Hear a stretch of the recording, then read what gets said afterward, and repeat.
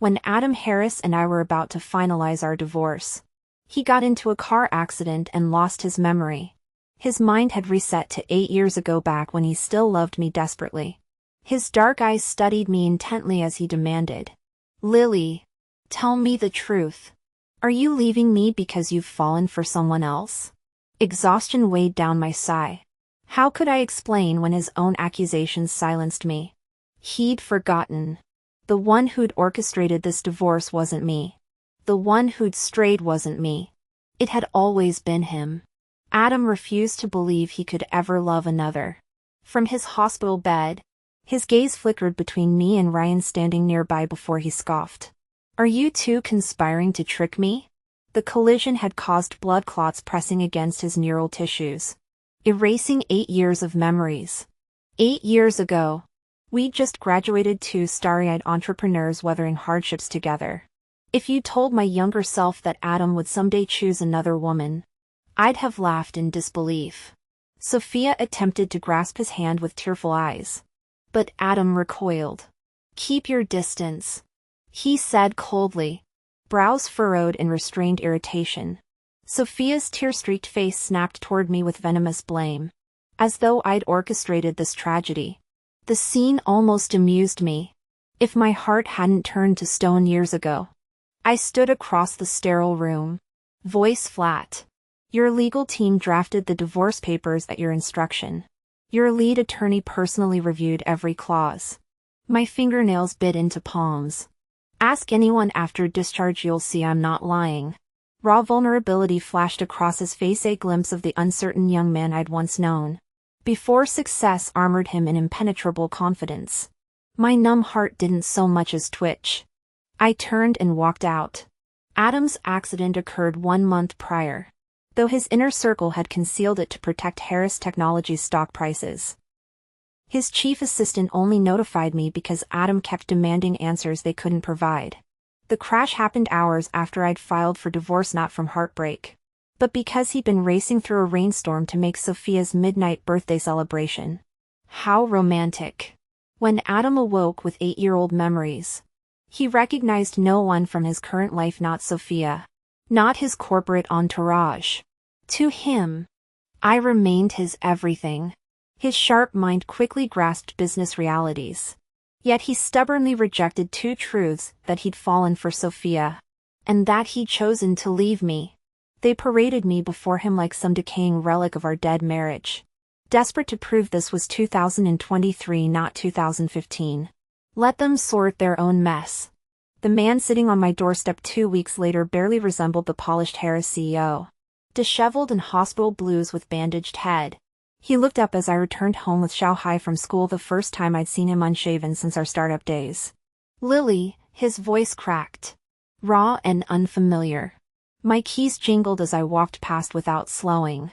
Let him learn what 8 years of betrayal feels like. His gaze slowly shifted from me to Xiaohai beside me, then flickered with sudden intensity. Adam had always been quick-witted, even without these 8 years of memories. I figured he'd piece together our story through others, how he built his company, our marriage, the child, his affair, and my divorce ultimatum. I gripped Xiaohai's hand, keeping our distance near the rose bushes. "Why are you here?" My voice carried winter's bite. Adam's jaw worked before gesturing at our son. "Is he ours?" Xiaohai studied him with polite detachment, then tugged my sleeve. "Mom? Go finish your math homework." "Sweetheart." My fingers lingered in his hair as he passed Adam without another glance. Adam tracked him until the front door closed, then turned to me with storm-cloud eyes. "This makes no sense. Lily. From our sophomore year, all I wanted was to marry you, build a family. Now," his hand rose toward me before clenching into a fist. "Why are we strangers?" I knew what haunted him, the cognitive dissonance between his college dreams and current reality. The man who'd once saved his lunch money to buy me roses now kept lawyers on speed dial for our divorce. When he pressed fingers to his temple, I almost reached out. Almost. The hematoma from his car accident still trapped memories we'd both rather forget. According to these documents, His voice cracked. I demanded this divorce. These terms, he shook the papers. Ink smearing where raindrops fell. Why would I destroy us? Because the Adam who proposed under graduation fireworks died years ago. Because the ring he gave Sophia last Christmas sits heavier than our wedding bands ever did. Our story began during his student council film shoot. I'd stormed onto his self-respect awareness set. Ice cream dripping down his shocked face as I defended the pregnant actress. Later. Over apology dumplings. He'd grinned through sticky hair. Never had anyone attack me with dessert before. You're fascinating, Lily. Through startup failures and moldy apartments. We'd been partners. He'd portioned our last $5 between ramen packs and my birth control pills. You deserve better. He'd whisper. Tracing my collarbones in the dark. We became better. The year his app went viral. He knelt in our new kitchen whispering Team Harris Brown against the world. When Sophia waltzed in with her Stanford MBA and venture capital connections. I became expendable. He's speaking again. Voice raw. That night after series of funding, remember? I raced home because Sophia suggested a flinch. No. You weren't there. You'd stopped waiting up. My nails bit crescent moons into my palms. 7 years ago. His starry-eyed rants about this incredible new hire should have warned me. But I'd smiled through stir-fry dinners. Listening to him quote Sophia's insights like gospel. Now Sophia's perfume clings to his collars. Her initials engraved on his Mont Blanc. Our son knows better than to ask why Daddy's new friend joins Sunday zoo trips. Adam sags against the garden wall. Suddenly the boy who'd pretended not to wait for me on that mountain trail. I keep trying to remember, but it's just static. Help me understand. Lily. What broke us? Raindrops blur his outline, the entrepreneur. The stranger. The man who once knew my coffee order by heart. I turn toward the house where Xiaohai's homework awaits. You already chose your answer. The first time I met Sophia was also 7 years ago. Back then, Adam's errand tech didn't have its own building yet. A dozen people were crammed into a small office space in the tech park. One stormy night when rain lashed against the windows. I went to pick Adam up from work. When I arrived, Ryan, his college roommate and co-founder, greeted me with a booming laugh. Lily. Hold on, Adam's in a meeting. I nodded and peered through the glass conference room wall. 6 or 7 STEM graduates stood red-faced in heated debate, arguing over some technical formula scrawled across the whiteboard. Amidst the chaos, I saw Sophia standing calmly beside Adam, adding an equation with effortless grace. The room fell silent. In that charged quiet, I watched Adam glance down at her with a smile of perfect understanding. Adam looked genuinely surprised when he finally noticed me. Why'd you come in this downpour? He asked, eyeing the tempest outside. I didn't answer. My gaze sliding past him to Sophia, who stood observing me with composed curiosity, that particular brand of feminine radar only women recognize. Her territorial stance radiated louder than words. I'm Lily, I said with polite restraint. Adam's girlfriend. Sophia. She mirrored my smile. Adam's assistant. Our first skirmish ended in my silent victory. Though Adam remained oblivious. Too busy fussing over dinner plans. We've had many such clashes since, some wins. Some losses, but now those battles seem laughably trivial. Exhaustion eventually outweighs the fight. Which is why I filed for divorce. The evening I texted Adam was utterly ordinary. Watching sunset hues bleed into skyscrapers from our balcony. I typed, Adam. Let's get divorced. His reply came hours later, a single question mark. When he called that night, we shared weighted silence. No explanations. No protests. I'll have the lawyer draft papers. He finally said. I hung up remembering college nights when we'd talk for hours past curfew, and marveled at how empty our connection had become. Perhaps fate intervened when Adam crashed his car rushing to Sophia's birthday party soon after. Our twisted trio had danced too long. He probably never expected me to break the chain. Knowing Adam's stubborn sense of duty, he'd have stayed miserably loyal forever despite their mutual feelings. The divorce decision crystallized earlier that day when Xiaohai's teacher called about another school fight. I found my son grass-stained and defiant beside a hulking father berating me, "Control your brat." As I knelt to clean Xiaohai's face, the man shoved me. Before I could rise, my quiet boy transformed, a feral cub sinking teeth into the giant's leg. Later, ice cream dripping down his chin in the car, Xiaohai suddenly asked, "Where's Dad?" His red-rimmed eyes broke me. Though he rarely cries, he'd sobbed violently watching me apologize earlier. In that moment, I understood his silent wish for paternal protection, the childish belief that Daddy's presence would prevent Mommy's humiliation. Gripping the steering wheel, I calculated Adam's total parenting time, less than 2 weeks across Xiaohai's entire life. The weariness crystallized then. This endless tug-of-war wasn't worth the exhaustion. Some battles, once released, can never be worth reclaiming. Adam Harris, with his memories frozen 8 years ago, couldn't grasp these complexities. I had no desire to waste more words on him. Coldly meeting his gaze, I said, "You've had every opportunity to learn the truth. You just refuse to believe it." He remained slumped outside my door, stubbornly planted there despite the early autumn chill. Still gaunt from his recent illness, he wore nothing but thin hospital scrubs. The sight of him through my window almost amused me. How many times had I waited like this outside his office years ago? His secretary would eventually shuffle out, avoiding eye contact. "Mrs. Brown. Mr. Harris is occupied. You should have scheduled an appointment." After that, I'd learned to call his office for availability slots. Eventually, I stopped calling altogether. I turned away, leaving him to freeze. By the time I finished helping Xiaohai with homework, Adam had collapsed on the steps, dialing his assistant instead of 911. I clarified to myself, this isn't compassion, just damage control. A CEO dying on my porch spells trouble. His team arrived with paramedics. Not long after they left, Adam's mother appeared.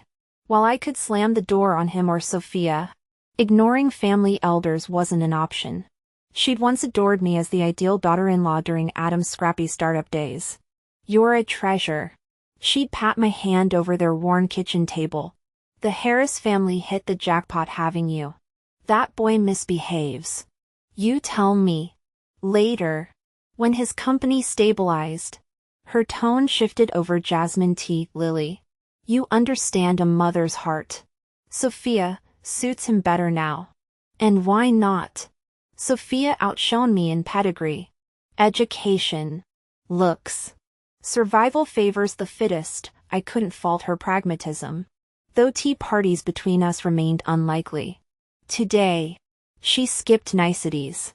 "You're finalizing the divorce. But Adam needs stability. Doctors say indulge his current fixation.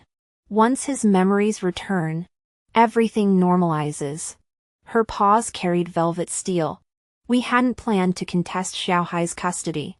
Of course. Of course. They'd been waiting for Sophia's genetically superior heirs. My molars ground silently as I smiled. "I'll take care of Adam." At the hospital discharge, Sophia stood red-eyed outside Adam's room. He'd recoiled from her touch. The 28-year-old moralist in his mind loathed his 36-year-old self's infidelity. "Don't gloat," she hissed as I passed. "He'll remember me." I didn't answer. There was no triumph here, only exhaustion. Adam brightened when I entered, his corporate mask slipping into tentative hope.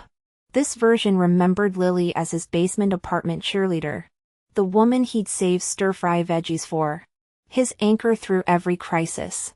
The dissonance between that memory and my frostiness visibly wounded him.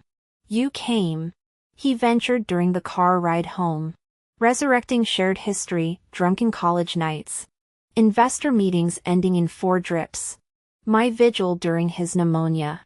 Each anecdote curdled in my stomach. These milestones now belong to Sophia's timeline. Stop. My revulsion flashed naked. Your amnesia doesn't erase my 8 years of hurt. Do us both a favor, quit romanticizing the past. The silence condensed until his whisper cracked it, I'm sorry. I laughed, a sharp, mirthless sound. I agreed to take care of Adam solely because of custody arrangements for our son. The doctors warned against provoking him aggressively, so I treated him like invisible air. When we returned home together, our son was doing homework. I left Adam in the living room and headed to the kitchen. Later, I found him standing awkwardly behind our son's chair, presumably checking his schoolwork. He clearly didn't know how to be a father. Maybe he hoped to bond by helping with homework. But our son's academic excellence never required my supervision. After a prolonged silence, Adam finally chuckled. He's so bright. His hand hovered toward our son's hair, only to meet deliberate evasion. The boy wordlessly glanced at him before rushing to cling to my legs, asking, Mom, need any help? I turned to see Adam's hand frozen midair. Slowly, fingers curling inward, he withdrew it with palpable dejection. Though I'd always wished for our son to grow up in an intact family, children instinctively sense parental fractures. Their estrangement persisted beyond my control. Without spare bedding, Adam volunteered to sleep on the couch. Midnight found me witnessing his silent movie ritual wedding footage glowing across his face in the darkened living room. The oversized projection showed our vows exchange. I remembered whispering in his ear during that ceremony, watching his eyes redden as guests mistook it for romance. Only we knew my actual words, let's rot in this marriage together. Adam, you'll never get to legitimize your affair with Sophia. Your love will forever scuttle like rats in shadows. We'd been college sweethearts. He'd wait patiently outside my dorm while I did makeup, brought breakfast daily, fulfilled every whim. When my parents' divorce threats shattered one New Year's, he crossed 3 states overnight to hold me. During my appendectomy finals week, this germaphobe even washed my socks during recovery. Countless moments convinced us we'd last forever. Now, watching our past selves on screen, Adam pressed trembling fingers to his temples, murmuring like broken liturgy, how did we become this? Lily? How could I hurt you like this?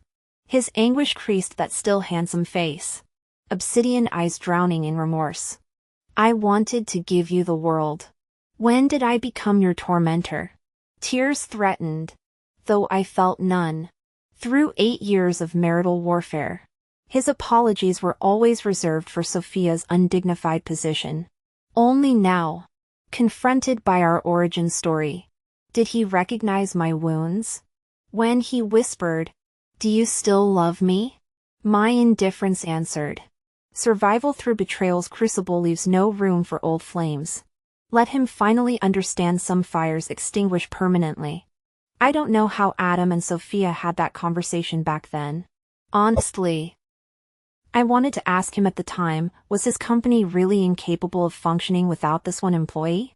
But he was negotiating a new round of funding, and personnel changes could have caused complications. Plus, Sophia was a core team member. I swallowed my words. As I always did, considerate, rational, endlessly empathizing with his struggles. I never imagined that after he returned from pitching investors in City B with his team, my entire world would collapse. I was supposed to join that trip. But at the last minute, Adam's mother got into a car accident, multiple fractures, 2 broken ribs requiring surgery. As a single parent's only child, he couldn't leave her bedridden with no one to trust but overworked nurses. To ease his mind, I stayed in City A to care for her. For 2 weeks, he strategized in conference rooms while I navigated hospital corridors, a directionally challenged only child who'd never handled medical paperwork before. Registration forms, insurance claims, hunting down microwaves for patient meals, sprinting to catch cafeteria closing times. I slept curled in plastic chairs, jolting awake whenever his mother's heart monitor beeped erratically. By the time she could shuffle to the bathroom unaided, I passed out from exhaustion and low blood sugar in a hallway. Waking to an 4 drip. I scrolled through our group chat. There they were, crystal glasses clinking. Sophia laughing against Adam's shoulder in a banquet hall photo. His arm curved protectively behind her. Face lit with quiet delight. 2 weeks of shared hotel whiteboards. Midnight takeout. And technical debates about algorithms could fertilize countless romantic seedlings. Gustave Le Bon wasn't wrong, reason never wins against emotion. 3 weeks later. I caught him rehearsing in the bathroom mirror, Lily. We need to break up. Pause. Lily. I've fallen for someone else. His fist suddenly smashed the glass reflection. Adam. You're insane. He hissed. Sophia's text glowed on his phone, when will you tell her? Dragging this out helps no one. I didn't confront him. But his mother did, now that Harris Tech's valuation had skyrocketed post-Series B. She deemed me unworthy. The woman whose bedpan I'd emptied lectured me about social strata. That fury, I'd earned my place through late-night coding marathons and investor demos. Not birthright.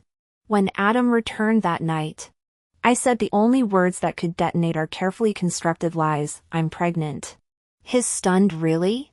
Deserved an Oscar for worst acting. We married quietly. Sophia's tearful call interrupted our wedding invitations. You chose her after all? I replied. Want me to mail yours? Years later, when our son spiked a fever during their Valentine's Day yacht party, Sophia answered Adam's phone. Relax. She laughed. He's lighting fireworks for me at the Twin Towers. Want photos? Through the hospital window, distant sparks bloomed like infected wounds in the sky. That was the last time I actively called Adam in my life. Our revenge-driven marriage brought neither of us happiness. Initially, Adam genuinely tried to rebuild our family. I never learned what settlement he reached with Sophia.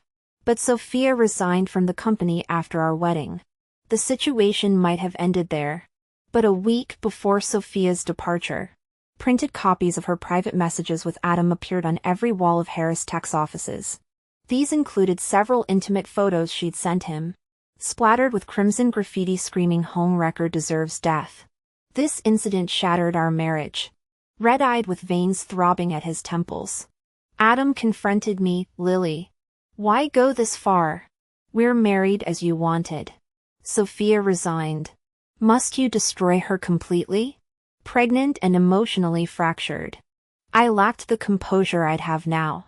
Present-day Lily, detached, analytical, and indifferent to Adam, would have calmly pulled security footage.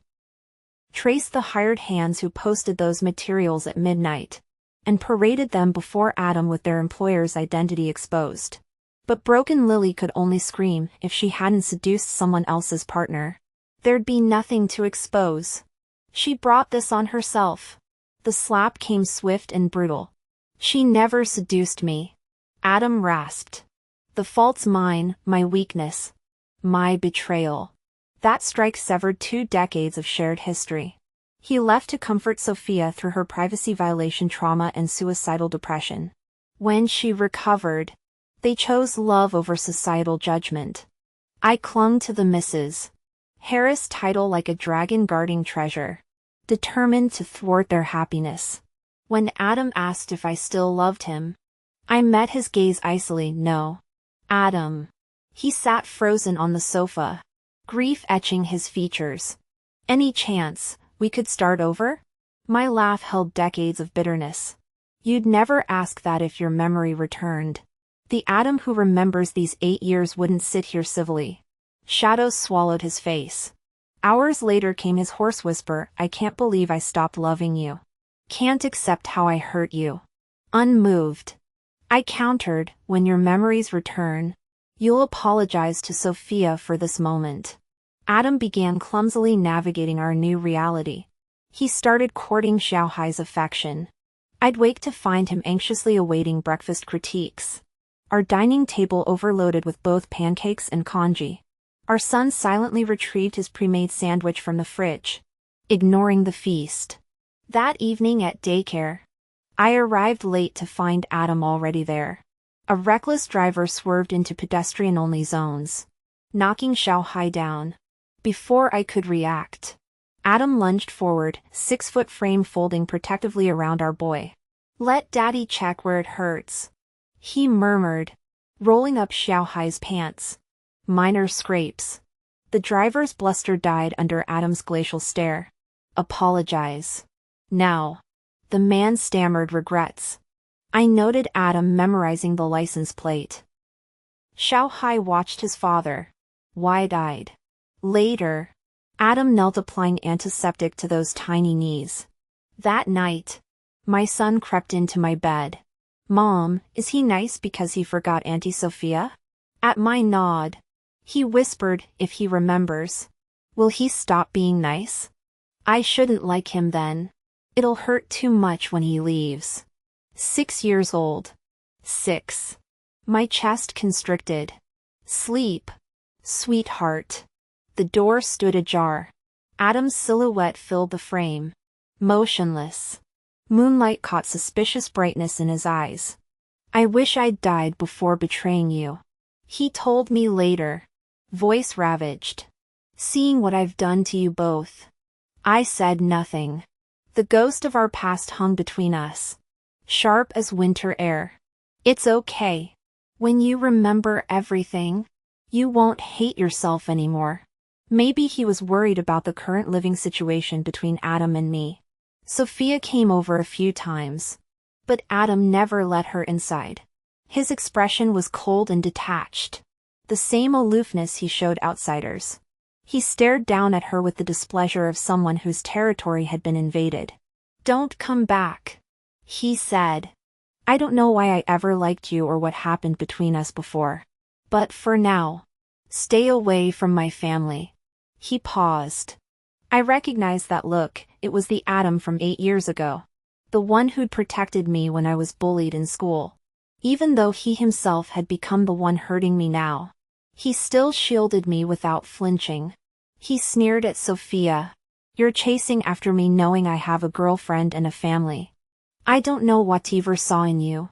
But let's be honest, my taste and judgment back then were terrible. Frankly, both you and the future version of me are idiots."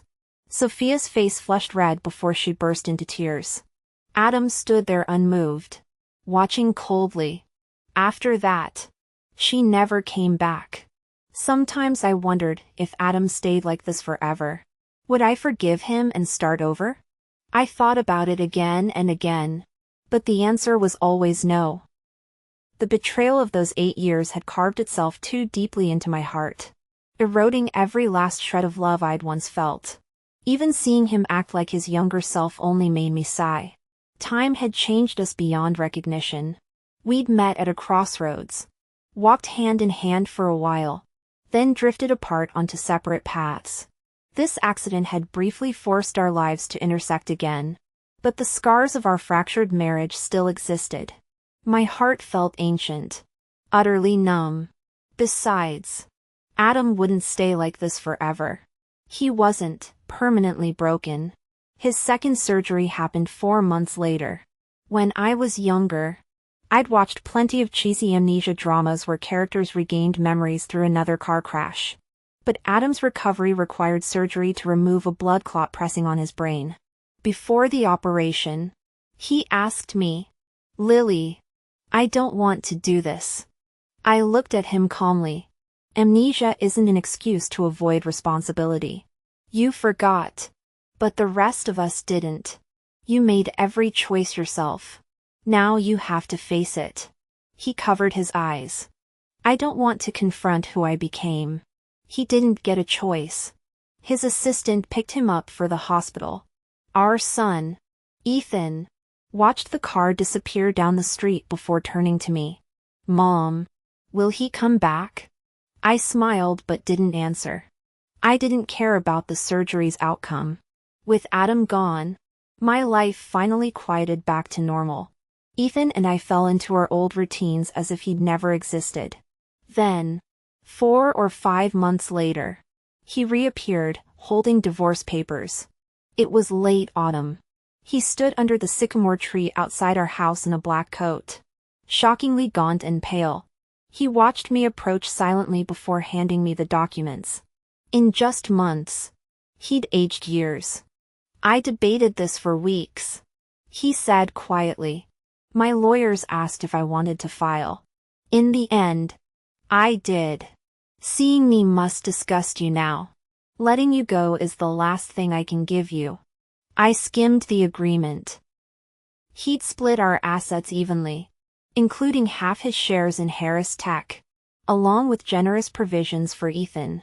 His mother and Sophia must have either agreed or been kept in the dark. When I looked up, Adam was staring into the distance. When I first woke up, he said, I kept wondering how we ended up like this. He trailed off. But I understood. Young. Ambitious. He'd outgrown me long ago. To him, I'd become dead weight. But losing his memories had forced him to relive everything, from our early days to the wreckage we'd become. The Adam of 8 years ago had loved me fiercely, certain he'd never stray. Now, experiencing that version of himself again, he finally grasped the pain he'd caused. The man who believed nothing could change him had learned the hardest truth: nothing stays the same. Holding those divorce papers, I felt the knot in my chest dissolve. This was his belated apology. The Adam of today acknowledging every wrong. He looked hollowed out. His sharp edges rested into weary resignation. Can I visit Ethan sometimes? He asked. Tense. I'm not fighting for custody. He laughed bitterly. I want to be a father. For whatever that's worth now. I nodded slightly and agreed. We stood in prolonged silence. I had nothing to say to him. And he seemed equally lost. The boy I'd once loved had become more distant than a stranger. When he finally nodded goodbye, almost flinching as if anticipating my disgusted glare, he muttered, I'll go now. At the door, he turned abruptly. Lily? He asked, using the name from our university days. Is there anything you need from me? I smiled at him then. Warm and unguarded, the same gentle smile I'd given during our first campus dates. Devoid of bitterness or sarcasm. Adam froze, visibly startled by this unexpected tenderness. Watching his stunned expression, I said calmly, I want the Adam from 8 years ago returned to me. During your amnesia these past months, I realized something. All my resentment faded when you acted like the devoted husband and father you might have been. My only request is that you give me back that version of yourself from before the affairs. Before everything shattered. We both knew it was impossible. His face crumpled as he forced a strained smile. I failed you. I remained silent. Understanding our final words had been spoken. Our 8-year war was over. 5 years later, I encountered Adam and Sophia at the maternity ward. Jack, my husband of 4 years, steadied me protectively, my 4-month pregnancy visible. Adam's gaze lingered on my rounded belly, knuckles whitening before he managed a choked congratulations. Returning the courtesy, I noted their own hospital visit. Sophia stood rigidly beside him, early pregnancy still hidden beneath her coat. The parking lot later revealed more. Adam's mother hissed about divorcing that sickly Sophia for younger prospects. I almost pitied Sophia. Karma had arrived for both of them. Jack fussed over dinner options as we drove home, debating fish head stew versus spicy hot pot for our son. Leaning into the car seat, I smiled at his affectionate rambling. This, the mundane worries, the shared laughter, was my hard-won peace. Life, I mused, had finally granted the happiness I'd earned.